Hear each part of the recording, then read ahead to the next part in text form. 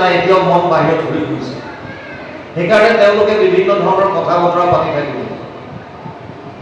এবিধ শ্ৰোতা আছে যোনে অলপমান শুনিব, শুনিয়ে জাষ্ট উলিয়াই দিব, বৰ ইণ্টাৰেষ্ট নাই। আৰু তৃতীয়বিধ শ্ৰোতা আছে যোনে শুনিব, হৃদয়ংগম কৰিব আৰু তেওঁৰ আচৰণত সেইখিনি প্ৰতিষ্ঠিত হ'ব। সেইটোৱে হৈছে প্ৰকৃত শ্ৰোতা। শ্ৰোতাৰ কেইবাটাও ভাগ আছে। এবিধ হৈছে প্ৰকৃত শ্ৰোতা, এবিধ হৈছে শ্ৰতা। শ্ৰতা মানে চুপাৰী কটা কটাৰীখনৰ নিচিনা, কটকটকে কাটি যায় শ্ৰতা বুলি কয়। এবিধ হৈছে শ্ৰোতা, শ্ৰোতা মানে শুই থকা। প্ৰকৃত শ্ৰোতাৰ আকৌ কেইবাটাও ভাগ আছে। এবিধক কৈছে হংস শ্ৰোতা। হাঁহক যেনেকৈ গাখীৰ আৰু পানী একেলগে মিলাই দিলে সিহঁতে গাখীৰখিনি খাই দিব, পানীখিনি তাতে পৰি থাকিব। মানে এইবিধ শ্ৰোতাই যিমানেই যি কথাই নকওক, কেৱল কৃষ্ণ কথাখিনি গ্ৰহণ কৰিব, বাকীবিলাক এৰি দিব। এবিধ আছে শতক শ্ৰোতা। শতক বুলি এটা চৰাই আছে যি বৰষুণৰ পানী গ্ৰহণ কৰে, তলত পৰিলে সি পানী নাখায়। এই ধৰণৰ শ্ৰোতাই কেৱল কৃষ্ণৰ কথাখিনি গ্ৰহণ কৰে, বাকী চব এৰি দিয়ে। এবিধ আছে সুখ শ্ৰোতা, ভাতৰ দৰে। তেওঁলোকে গোটেইখিনি কথা গ্ৰহণ কৰি বেলেগৰ আগত এটিটিছ ক'ব পাৰে। আৰু এবিধ আছে মৎস্য শ্ৰোতা, যেনেকৈ মাছ পানীতে থকাৰ পিছতো পলক নমৰাকৈ একান্ত মনে থাকিব পাৰে, তেনেকৈ এইবিধ শ্ৰোতাই বিভিন্ন বাহ্যিক বা গ্ৰাম্য কথাত গুৰুত্ব নিদি একাত্মভাৱে কি কথা পাতিছে, কি ব্যাখ্যাকাৰে কৈছে, এই কথাখিনি শুনাত একাগ্ৰ চিত্তটো দিয়ে। শ্ৰতাবিধে কেৱল গ্ৰাম্য কথা পাতি থাকে, যদিও কায়িকভাৱে শ্ৰোতা হিচাপে আসন লয়, কিন্তু তেওঁলোকৰ ইণ্টাৰেষ্টটো ইয়াত নাই। মনটো এতিয়াও বাহিৰত ঘূৰি ফুৰিছে। সেইকাৰণে কাষৰ গৰাকীক কিলাকঠিয়ে খুটিয়াই কিলাই হ'লেও যিকোনো কথা কৈ কটকটকে কথাবিলাক কাটি যাব। আৰু শ্ৰোতা হৈছে তেওঁলোকে সুবিধা বুজি ৱাল বা খুটাৰ আশ্ৰয় লয়। বেয়া নাপাব, সকলোকে কোৱা নাই। খুটা আৰু ৱাল আশ্ৰয় লয় তেওঁলোকে আহিয়ে, আৰু লাহেকে 3 ঘণ্টা 4 ঘণ্টা সময় চকুকেইটা মুদি যিমান ভাগৰ আছে সেই ভাগৰখিনি মাৰি দিয়ে। যেতিয়ালৈকে আপোনাৰ শাস্ত্ৰখনৰ প্ৰতি শ্ৰদ্ধা নাহিব, তেতিয়ালৈকে এই কথাখিনি আপোনালোকৰ হৃদয়ত ক্ৰিয়া কৰিব নোৱাৰে। শ্ৰদ্ধাৱান লব্ধতে জ্ঞানম তৎপৰে সংযতেন্দ্ৰিয় জ্ঞানম লব্ধ্বা পৰম শান্তি মচিৰে নধিগচ্ছতি। শ্ৰদ্ধাৱানজনে সেই জ্ঞান লাভ কৰিব পাৰিব, আৰু এই জ্ঞান পালে ভাগৱতৰ কথা এনেকুৱা, এই কথাখিনি আপুনি শ্ৰৱণ কৰিলে মনৰ শান্তি আহিব। যিটো বিচাৰি আপুনি হাবা ধৰি খাই বাহিৰত ফুৰিছে, এই শান্তি 3 ঘণ্টা সময় ইয়াত আপোনালোকে যদি একাত্মভাৱে শুনে, গেৰেণ্টি দিছে ব্যাসদেৱে। কিন্তু লগতে এইটোও কৈছে জন্মান্তৰে ভৱে পুণ্যম তদা ভাগৱতম লভে। বহুত জন্মৰ পুণ্যৰ ফলতে ভাগৱত শুনিবলৈ পাব। ভাগৱতৰ ইমান প্ৰচাৰ হৈছে, ইয়াৰ মাহাত্ম্য কি, মহিমাটো কি, কিয় ইমানকৈ ভাগৱত অনুষ্ঠান হৈছে? যিকোনো এজন ব্যক্তিৰ যেতিয়ালৈকে আমি মহিমা গম নাপাওঁ, তেওঁৰ কোৱালিটি কি আছে গম নাপাওঁ, তেতিয়ালৈকে মানুহজনৰ প্ৰতি আমাৰ শ্ৰদ্ধা নাই।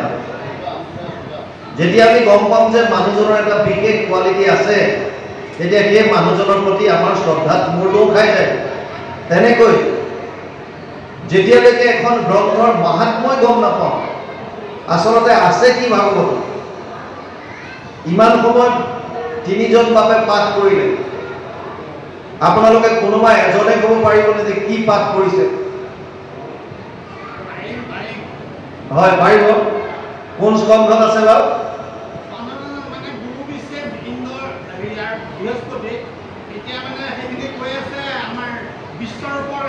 খুব সুন্দৰ, আপুনি একাত্মভাৱে শুনিছে।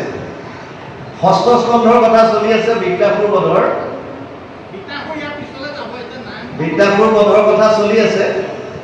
বিদ্যাসুৰ বধৰ আৰম্ভণিত কেনেকৈ বৃহস্পতিক ইন্দ্ৰ আদি দেৱতাসকলে অপমান কৰিছিল, তেওঁ কেনেকৈ দেৱসভা ত্যাগ কৰিবলগীয়া হ'ল, তাৰ পাছত অসুৰে কেনেকৈ তেওঁলোকক আক্ৰমণ কৰিলে, অসুৰৰ পৰা বাচিবৰ কাৰণে কেনেকৈ ব্ৰহ্মাৰ ওচৰত শৰণ ল'লে, ব্ৰহ্মাই কেনেকৈ তস্তামুনিৰ পিতেক বিশ্বৰূপৰ ওচৰত তেওঁলোকক আশ্ৰিত হোৱাৰ উপদেশ দিলে, দেৱতাসকলে কেনেকৈ গৈ বিশ্বৰূপৰ ওচৰত বিশ্বৰূপক গুৰু হিচাপে গ্ৰহণ কৰিলে, আৰু বিশ্বৰূপে নাৰায়ণ কৱচ নামৰ এটা কৱচ তেওঁলোকক দি আছে।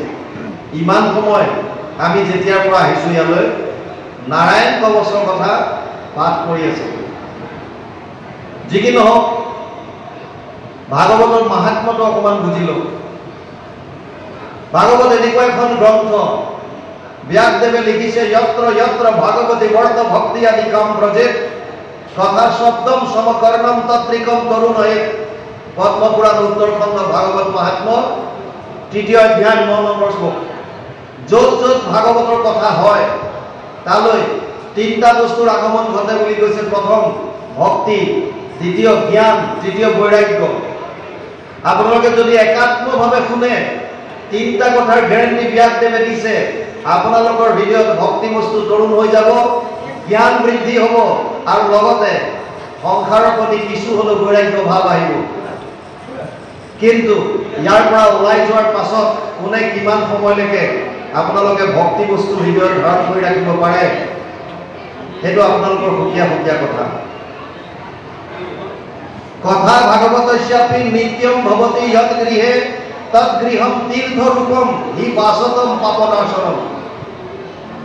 পদ্মপুৰাণ উত্তৰখণ্ড ভাগৱত মাহাত্ম্য ৩য় অধ্যায় ২৯ নম্বৰ শ্লোক। ভাগৱতৰ কথা, কথা ভাগৱতস্যাপি নিত্যম ভৱতি যৎ গৃহে, যিখন ঘৰত সদায় হয়। অনুষ্ঠানত এদিন বা দুদিনীয়া কাৰ্যসূচী হ'ব, হয়তো আপোনালোকে ৩ ঘণ্টা শুনিলে, ৬ ঘণ্টা শুনিলে, কিন্তু ৩৬৫ দিনত কেৱল ৬ ঘণ্টা শুনিলে জানো কাম হ'ব? সদায় যদি আপোনালোকে ভাগৱতৰ লগত সম্পৰ্ক ৰাখে, পুৱা গধূলি যদি যিমানকণ সময় পাৰে, অকণমান হ'লেও, একাধ্যায় হ'লেও, আধা হ'লেও, সদায় যদি পাঠ কৰাৰ অভ্যাস কৰে, কীৰ্তন হওক, ভাগৱত হওক, ঘোষা হওক, যদি আমি সদায় পাঠ কৰোঁ, ভাগৱত যদি শ্ৰৱণ কীৰ্তন কৰোঁ, ব্যাসদেৱে লিখিছে আপোনালোকৰ ঘৰখন তীৰ্থলৈ ৰূপান্তৰিত হ'ব। এতিয়া প্ৰশ্ন হ'ল, তীৰ্থ কাক কয়? তীৰ্থলৈ ৰূপান্তৰিত হ'লে আমাৰ লাভ কি হ'ব? তীৰ্থ য'ত প্ৰভু ভগৱন্তই অৱতাৰ লৈছিল বা বিভিন্ন লীলা কৰিছিল, বা যিটো স্থানত মহাপুৰুষসকলে অৱতাৰ লয় বা বিভিন্ন লীলা কৰে, এই স্থানসমূহক জেনেৰেলি তীৰ্থস্থান বুলি কোৱা হয়।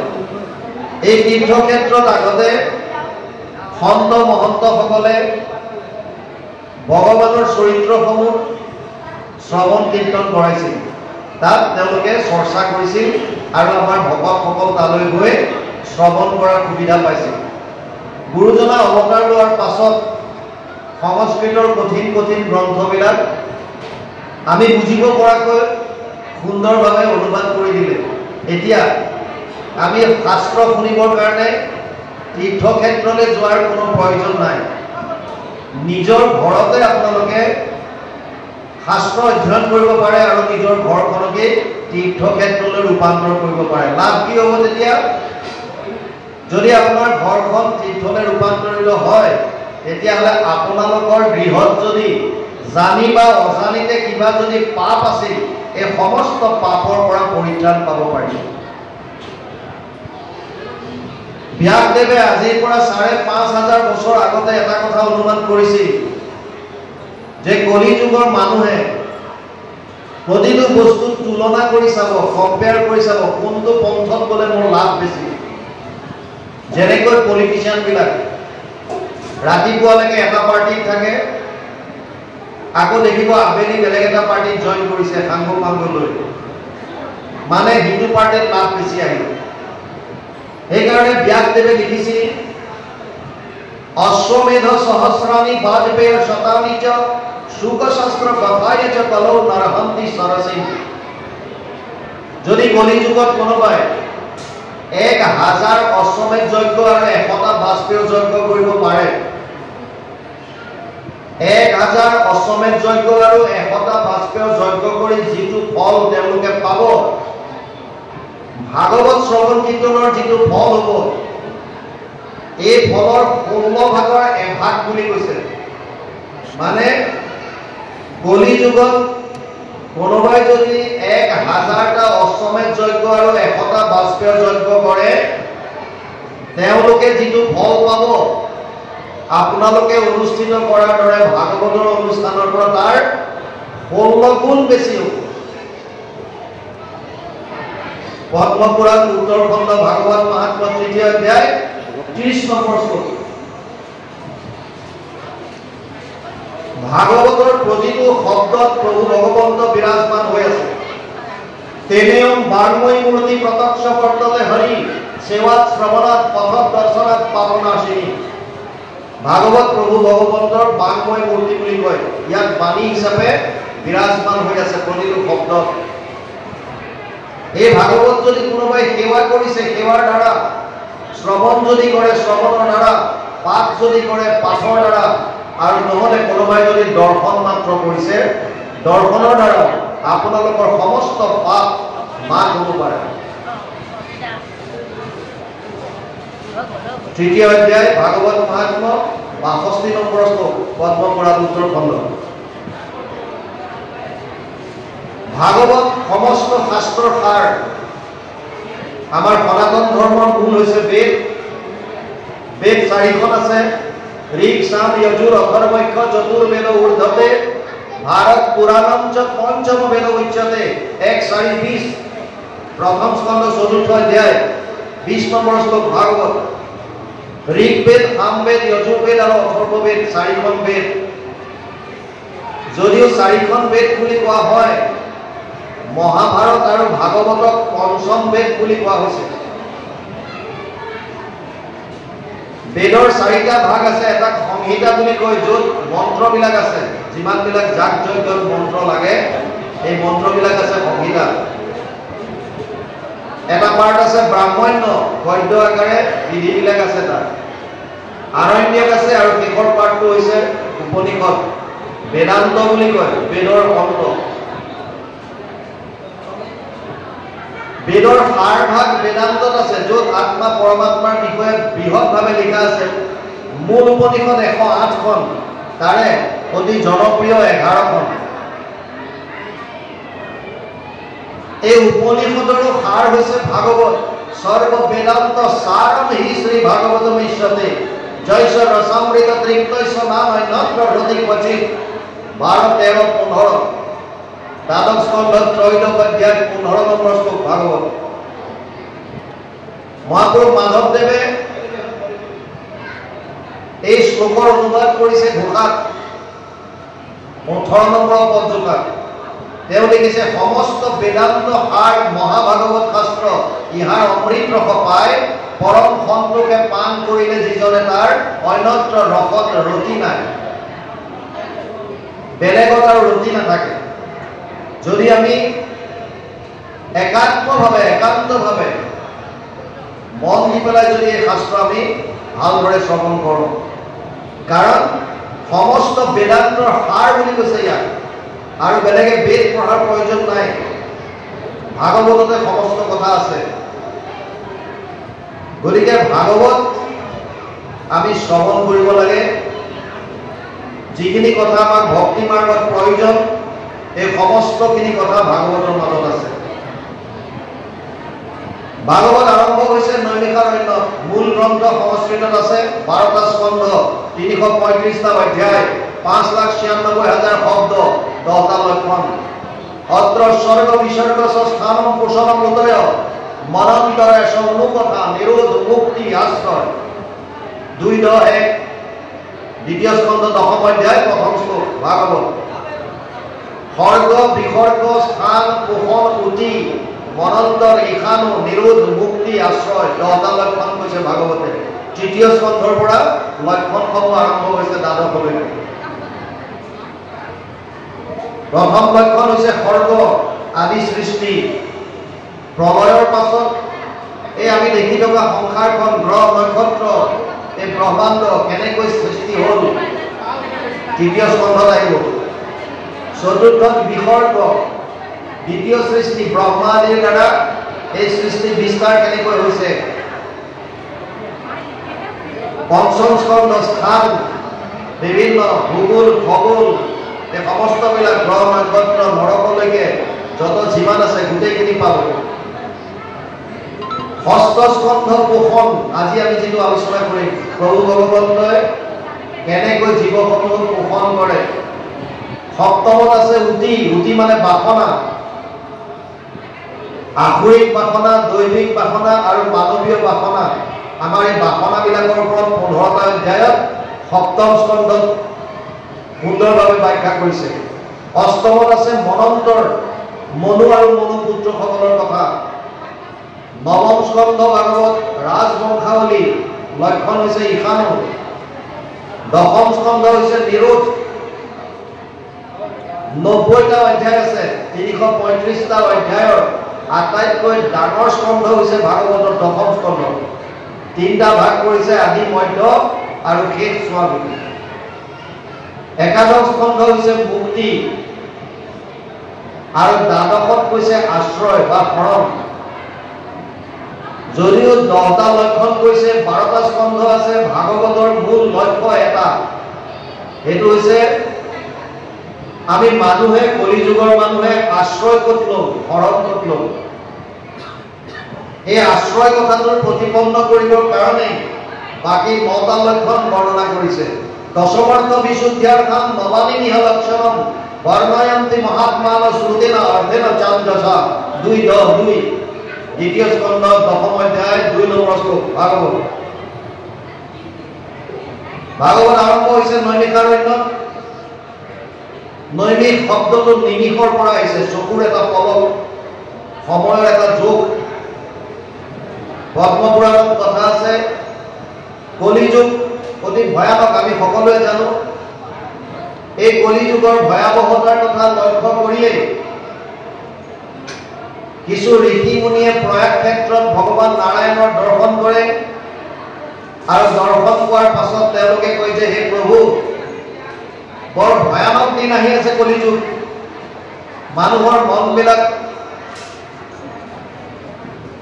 পাতকিৰে ভৰি যাব পাপ কৰ্মৰ দ্বাৰা মনবিলাক বেয়া হ'ব বুদ্ধিহীন হ'ব স্মৃতি শক্তি কমি যাব পাপ কাম কৰিবলৈ চিন্তা নকৰা হ'ব ভয় নকৰা হ'ব অতি বেয়া দিন কলিযুগ দুখৰ সাগৰ বুলি কৈছে ইয়াৰ পৰা পৰিত্ৰাণ পাবৰ কাৰণে ঋষি মুনিসকলে কৈছিল আমি 1000 বছৰ ধৰি এটা যজ্ঞ কৰিব বিচাৰিছো আমাক এটাৰ পৰা স্থান দিয়ক যাতে কোনেও তাত বাধা বিঘিনি দিব নোৱাৰে ভগৱান নাৰায়ণে তেওঁৰ হাতৰ চক্ৰটো প্ৰক্ষেপণ কৰিলে আৰু ক'লে মোৰ চক্ৰৰ লগত যোৱা এই চক্ৰটো গৈ য'ত ৰৈ যাব বা পৰি যাব তাত তোমালোকে যজ্ঞ কৰিবা এই চক্ৰৰ মাজৰ যিবিলাক ফলা ইয়াক নেমি বুলি কয় নেমি ঋষিসকল চক্ৰটোৰ লগত যায় এখন প্ৰকাণ্ড অৰণ্যৰ মাজত এইটুকুৰা ঠাইত চক্ৰটো ৰৈ যায় নেমিবিলাক পৰি যায় এই নেমিবিলাক পৰাৰ কাৰণেও জেগাখনৰ নাম নেমি হয় আৰু যিহেতু অৰণ্যৰ মাজত পৰিল গতিকে অৰণ্য শব্দটো লগাই নৈমিষাৰণ্য কৰিলে আৰু কিছু ভকতৰ মতে এটা নিমিষতে গৈ এই চক্ৰটো গৈ অৰণ্যত পৰিছিল সেইকাৰণে নৈমিষাৰণ্য বুলি কোৱা হৈছে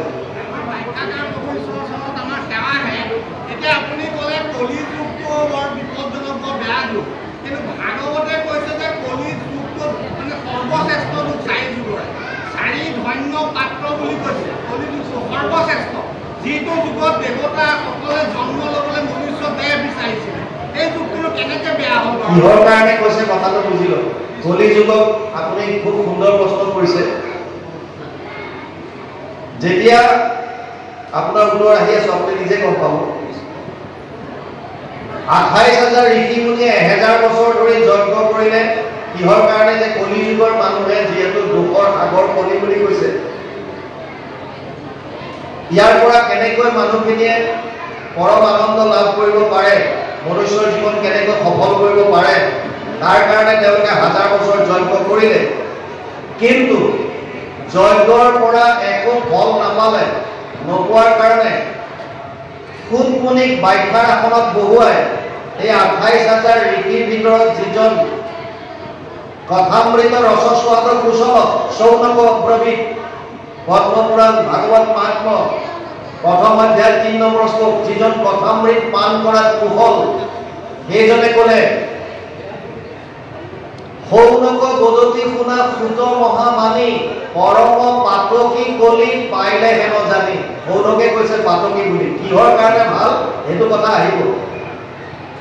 দুখৰ সাগৰ কলি, ইয়াত কোনো চিন্তা কোনো সংশয় নাই, কিন্তু দুখৰ সাগৰ হোৱাৰ পাছত ইয়াত কি মহান গুণ আছে সেইটোৰ কাৰণে শ্ৰেষ্ঠ বুলি কৈছে। পৰম পাতকী কলি পাইলে হেন জানি আৰম্ভিলো যজ্ঞ আকি সহস্ৰ বছৰ হোম ধুমে ধূম্ৰবৰ্ণ ভৈৰাগলে বৰ যিটো কৰ্ম কৰো আত নাহিকে বিশ্বাস আপোনাৰ আয়ুস কৰিলো ব্যৰ্থে নাশ। শৌনকে ক'লে হে সুতমুনি, পৰম পাতকী কলি আহিছে বুলি গম পাই আমি হাজাৰ বছৰ যজ্ঞ কৰিলো। উদ্দেশ্য এটা আছিল যে কলি যুগৰ মানুহে যাতে পৰম কল্যাণ পাব পাৰে। কিন্তু হাজাৰ বছৰ যজ্ঞ কৰি আমাৰ শৰীৰ ভুৱাবৰণীয়া হৈ গ'ল, কিন্তু ইয়াৰ পৰা আমি কোনো ফল নাপালো। সেইকাৰণে শৌনকে প্ৰশ্ন কৰিছে তত্ৰ তত্ৰ অঞ্জসা আয়ুষ্মান ভৱতায়ত বিনিচ্ছিতাম পুংসাম একান্তত শ্ৰেয় তৎ না সংচিতুম অৰ্হসি। 1:1-9 প্ৰথম স্কন্ধ প্ৰথম অধ্যায় 9 নম্বৰ শ্লোক ভাগৱত। শৌনকে কৈছে কলি যুগৰ মানুহৰ তেতিয়াহ'লে কল্যাণ সাধক, কল্যাণ সাধিব পৰা আটাইতকৈ সহজ উপায়টো কি? এইটো উপায়টো আমাক দিয়া। কি উপায়? কলি যুগটো আমাৰ বাপজনে বৰ সুন্দৰ কৈছে যে কলি যুগক তেতিয়াহ'লে ধন্য বুলি কিয় কয়? কিয় কয় তোলৈকে আহি আছে। প্ৰথম কথা, কলি যুগ দুখৰ সাগৰ, ইয়াত কোনো সংশয় নাই। দুখৰ সাগৰ হোৱাৰ পাছত ইয়াত এনেকুৱা কি মহান গুণ আছে? শৌনকে কৈছে যে উপায়টো দিয়াৰ আগত এটা কথা চিন্তা কৰিবা, কলি যুগৰ মানুহৰ বহুতখিনি লিমিটেশ্যন আছে। যেনে প্ৰায় না অল্পায়ুষ সভ্য কলবস্মী যুগে জনা মন্দ সুমন্দ মতয়ো মন্ত্য ভাগ্য হি উপদ্ৰতা। 1:1-10 প্ৰথম স্কন্ধ প্ৰথম অধ্যায় 10 নম্বৰ শ্লোক ভাগৱত। প্ৰথম কথা, কলি যুগৰ মানুহৰ আয়ুস একেবাৰে কম। প্ৰায় না অল্পায়ুষ সভ্য কলবস্মী যুগে জনা মন্দ সুমন্দ মতয়ো, মতিবিলাক মন্দ হ'ব, ভাগ্যহীন হ'ব, স্মৃতি শক্তি কমি যাব। 8টা বস্তু কলি যুগত হ্ৰাস পাব। ততচ্চ অনুদিনম ধর্মম সত্যম শৌচম ক্ষমা দয়া কলেন বলেন রাজন বংশতি আয়ু বলম স্মৃতি।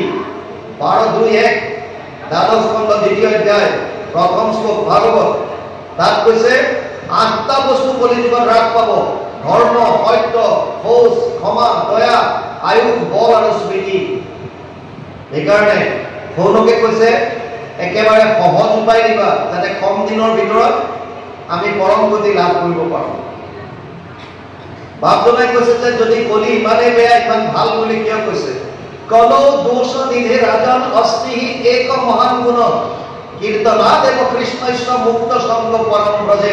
12:3-51 দ্বাদশ স্কন্ধ 3য় অধ্যায় প্ৰথম শ্লোক ভাগৱত।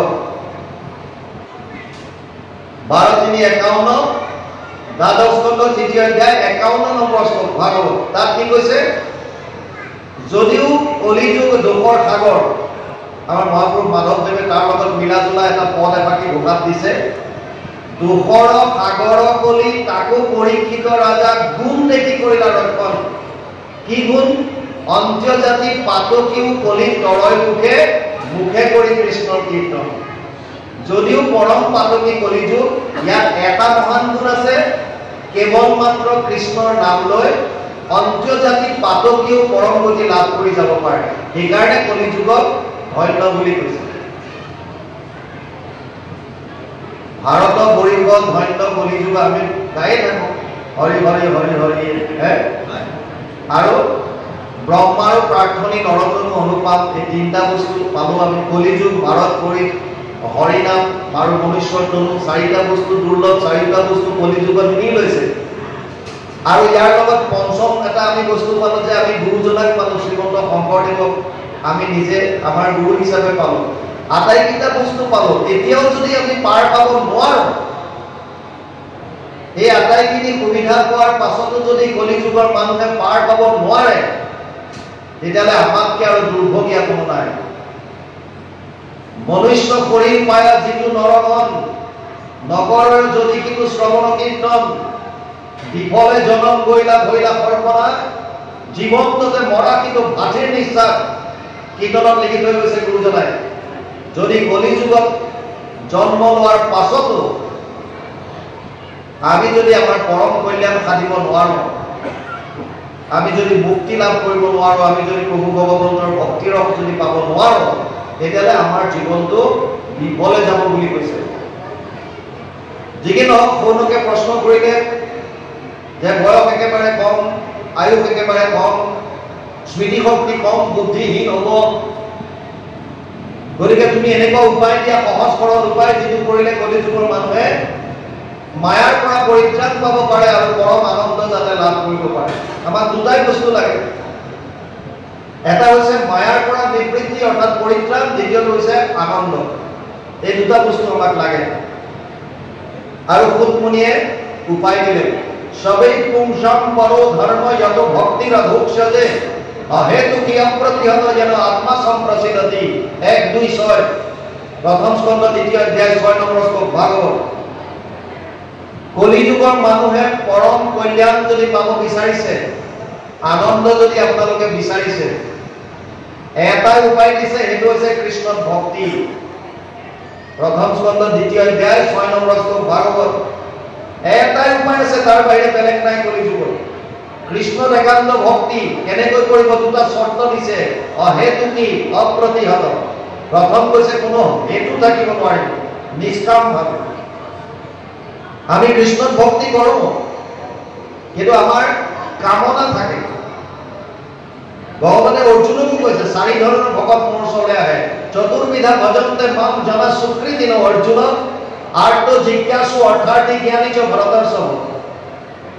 7ম অধ্যায় 16 নম্বৰ শ্লোক গীতা। এই অৰ্জুন, মোৰ ওচৰলৈ 4 ধৰণৰ ভকত আহে।